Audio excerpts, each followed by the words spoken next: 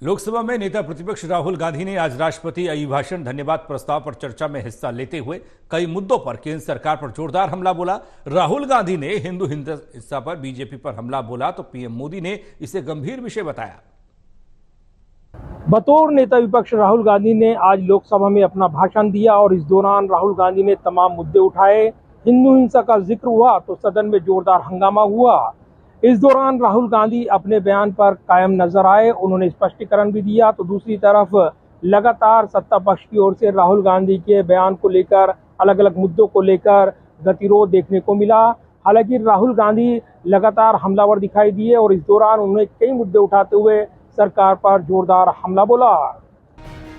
लोकसभा में राष्ट्रपति द्रौपदी मुर्मू के अभिभाषण को लेकर धन्यवाद प्रस्ताव पर चर्चा के दौरान प्रधानमंत्री नरेंद्र मोदी और विपक्ष के नेता राहुल गांधी आमने सामने दिखाई दिए। राहुल गांधी ने अपने भाषण की शुरुआत संविधान से की और मोदी सरकार पर निशाना साधते हुए राहुल गांधी ने हिंदू हिंसा पर बीजेपी पर हमला बोल दिया।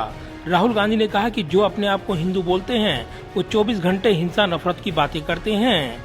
राहुल गांधी ने भगवान शिव की अभय मुद्रा का जिक्र करते हुए बीजेपी पर आरोप लगाया कि हिंदू डर नहीं फैलाता, बीजेपी डर और नफरत की राजनीति करती है। राहुल गांधी के भाषण के दौरान सदन में जोरदार हंगामा हुआ। पीएम मोदी ने भी हस्तक्षेप करते हुए कहा कि पूरे हिंदू समाज को हिंसक कहना गंभीर विषय है। शिव जी कहते हैं डरो मत, डराओ मत, अभय मुद्रा दिखाते हैं, अहिंसा की बात करते हैं, त्रिशूल को जमीन में गाड़ देते हैं, और जो लोग अपने आप को हिंदू कहते हैं वो 24 घंटा हिंसा हिंसा हिंसा। इस दौरान सदन में जोरदार हंगामा देखने को मिला। राहुल गांधी की माफी की मांग करते हुए सत्ता पक्ष सांसदों ने जोरदार नारेबाजी की। वहीं गृह मंत्री अमित शाह ने भी राहुल गांधी पर सदन में गैर जिम्मेदार बयान देने का आरोप लगाया। गृह मंत्री अमित शाह ने कहा कि हिंसा की भावनाओं को धर्म के साथ जोड़ना गलत है और राहुल गांधी को उसके लिए माफी मांगनी चाहिए। विषय बहुत गंभीर है। पूरे हिंदू समाज को हिंसक कहना ये गंभीर विषय है।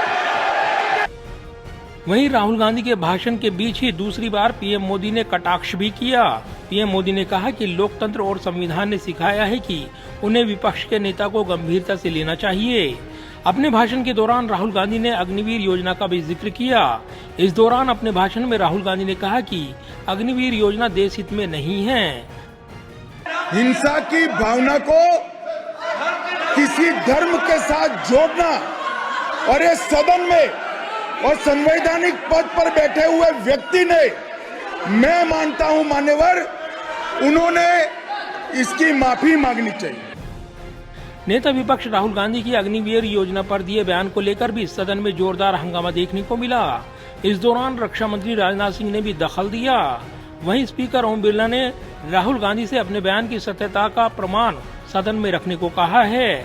अपने भाषण के दौरान राहुल गांधी ने सदन में किसानों एमएसपी का मुद्दा भी उठाया। नेता विपक्ष राहुल गांधी ने नीट मुद्दा उठाते हुए कहा कि इसने युवाओं का भविष्य अंधकार में कर दिया है। 7 साल में 70 पेपर लीक हुए हैं। भाषण के दौरान नेता विपक्ष राहुल गांधी ने पीएम मोदी पर डायरेक्ट भगवान से कनेक्शन का तंज भी कसा।